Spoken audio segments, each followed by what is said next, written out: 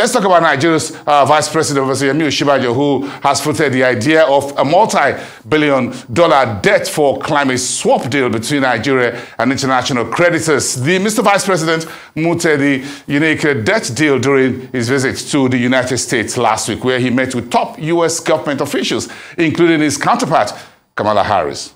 Joining me to dig into Professor Yemi Osinbanjo's debt for climate swap idea is Ibukun Omoyeni. He's an economist at Vertical Capital Management. Ibukun, it's good to have you on the show this evening. Thanks for coming.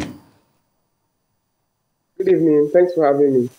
Thanks very much. Give me your first word, your thought on this debt for climate swap idea, which the Vice President floated. I'm sure you got that in the news. What's your first thought when you heard about it? I think it's a welcome idea, given the fact that, although it's not new, even in the 1990s, a couple of countries actually embarked on a debt for nature swap, which is essentially replacing your debt with climate-related investments, such that instead of paying back that debt, it's a third party, which is probably an international organization, buys back the debt and at a discount, such that the difference between the full value of the debt and the value that was brought over would be used to actually invest in climate-related projects. That's essentially what the debt for the climate swap is all about. And of course, it's a welcome idea given the fact that in the world today, we have three major challenges. We have elevated debt across emerging economies, and at the same time, you have climate change. For these economies that have huge fiscal issues, right?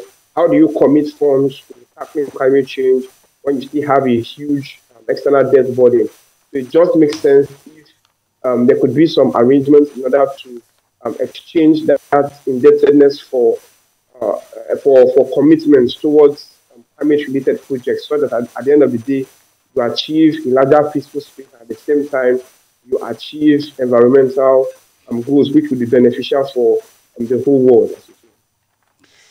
So, but how much has Nigeria done in the area of climate change, adaptation, and projects that could position the country for such a very huge debt relief from international creditors? Well, in terms of what Nigeria has done, I must say it's a process. One of the key issues we know, of course, we have the rural electrification project, but beyond that, you also look at the fossil fuel in itself is a major issue when it comes to climate change, and you need to phase out, for example, what this actually means, you have to phase out probably diesel, phase out fuel for a period of time, such that by 2060, you're going to have more of renewable energy, you're going to have electric cars and all that. So Nigeria's first step for me would be to take measures to remove fuel subsidies, because that would actually provide resources in order to invest in climate-related projects that would actually boost its commitment to its climate goals. And of course, beyond this, we look at the fiscal plan, right? The transition plan. You see that Nigeria is about $410 billion over the next over the next 20 years thereabout, in order to 20 to 40 years, in order to achieve this aim, right? You need to actually take the baby steps by, first of all, removing subsidies, so that you can be able to at least do certain things now, and over the medium term, you develop further plans in order to raise funds for your climate objectives. And speaking of international creditors, right, for many of these creditors, especially the Paris Club, when you speak with them, they would actually want to see how far you have gone with the IMF. For example, if you have taken an IMF package in the past, have you met the criteria? Usually when the IMF releases, there are criteria you must meet, their targets, their timelines, right? And for Nigeria, of course, we've not been in such a huge fiscal stress. That's because majority of our debt is domestic related, right? But again, Nigeria's external debt is around $39 billion. And what that means is that if you want to actually tackle the issue of debt, you will need to, of course, pay off your multilateral debt holders and your commercial or bilateral debt holders. But again, they want to see how far have you committed to, for example, fuel subsidy removal, which has been a long which has been a long-lasting discussion between Nigeria and its creditors. And of course, if Nigeria, for example, can take that bold step of removing fuel subsidy, I believe it will have a very good negotiating factor at the table, and that would actually help it unlock the current funds it needs for its long-term development.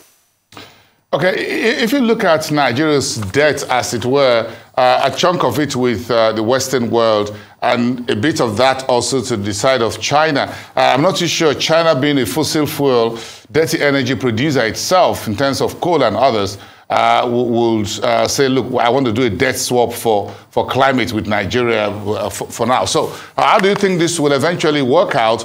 Perhaps the Paris Club will say, well, maybe something we can think about.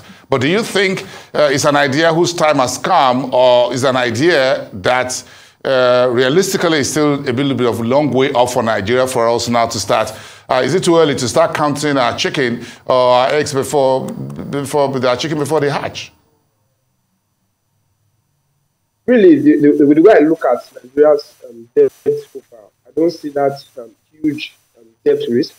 That's because on the external, you have to look at external debt servicing to external reserves, and you find out that Nigeria could actually cover its short-term external debt servicing needs requirement.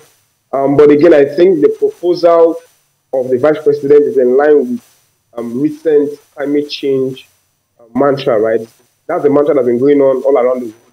Because from 9 years from now, we're going to have some irreversible effect on the global economy. And of course, if you want to tackle that effect, so the Vice President is actually bringing up this suggestion in order to find a way to achieve sort of a win-win situation, such that in exchange for credit, you allow lower developing economies in order to invest in climate-related policies. Those policies are going to be tracked, and of course, it has actually been done before. It has been done in Seychelles, has been done in other economies, such that for Seychelles, for example, when it's defaulted on its debt, right, the agreement was that it has to protect about 30% of its waters, and currently, if you look at how far Seychelles has gone, it has achieved that target. So it is a win-win, really. But for Paris Club and other creditors, I think they will look at what I've said earlier. They look at Nigeria's commitments, fiscal prudence, and of course that would influence how it will respond to the deal. But Paris Club has been open to such debt for nature swaps in the past, but I don't think it's going to be much of a problem if the sovereigns commit to the right measures that would actually help creditors to listen to their plea concerning debt forgiveness.